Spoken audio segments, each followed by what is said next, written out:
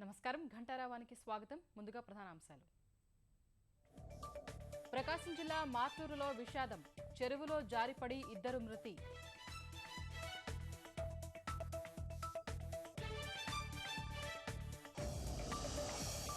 Cement ధరలు తగ్గించాల్సిందే, రాజీ పడే ప్రసక్తే లేదన్న ప్రభుత్వం.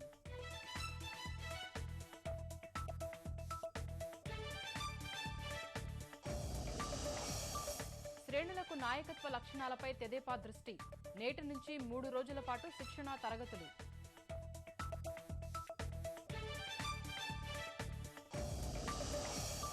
బీసీసీఐ 2 బ్యాంక్ అకౌంట్లు ఫ్రీజ్, కివీస్తో 3వ టెస్టుపై నీలి నీడలు.